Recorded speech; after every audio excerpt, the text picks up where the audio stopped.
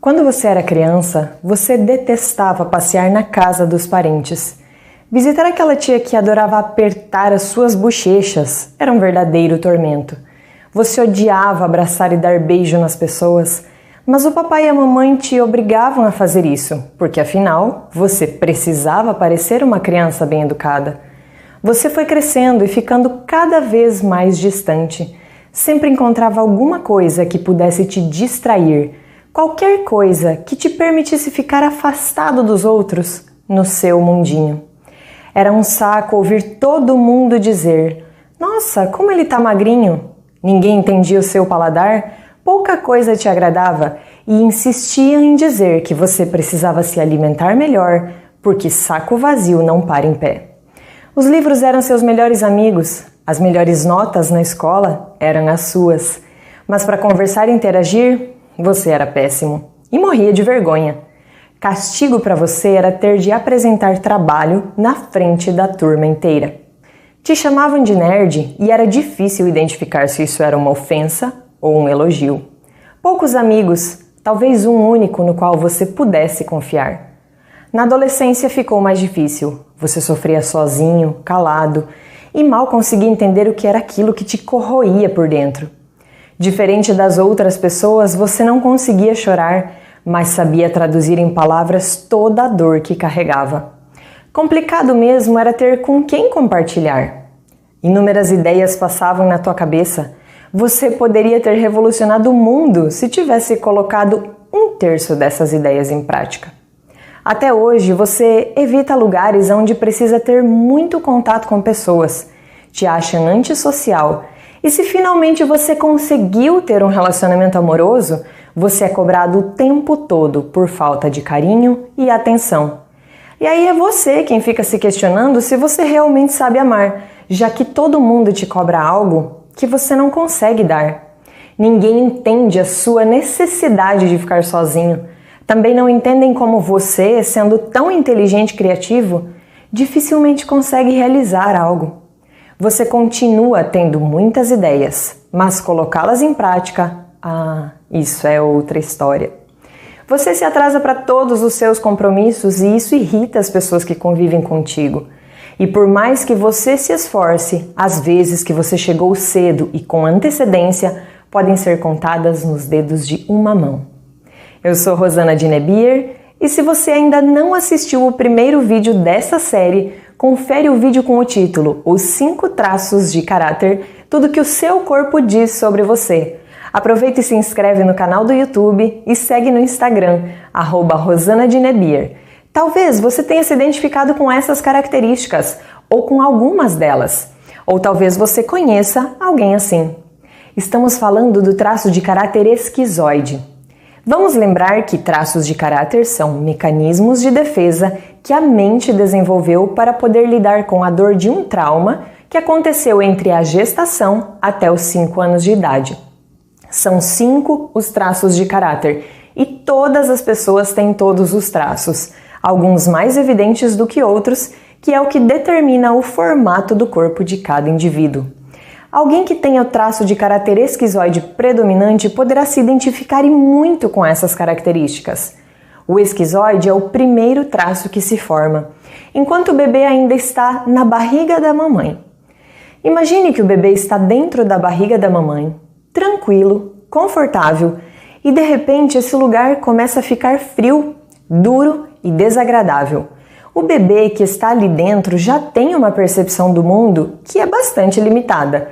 Ele ouve sons e sente tudo o que acontece à sua volta, mas ele não sabe que existe um mundo do lado de fora e ele nem sabe que o lugar onde ele está não faz parte dele. E mais, esse bebê não pensa. Ainda não existe uma estrutura de pensamento construída que o faça compreender o que acontece. Tudo se baseia no sentir. E por que esse lugar fica desconfortável?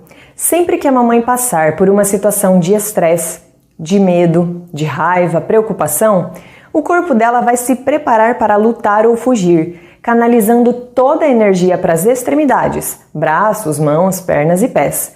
Com isso, o útero endurece e esfria porque o fluxo de sangue diminui e tudo isso acontece de maneira automática, não tem como evitar.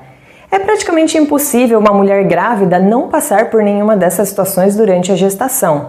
Então, por mais que seja uma gravidez tranquila e desejada, não tem como proteger esse bebê durante 9 meses.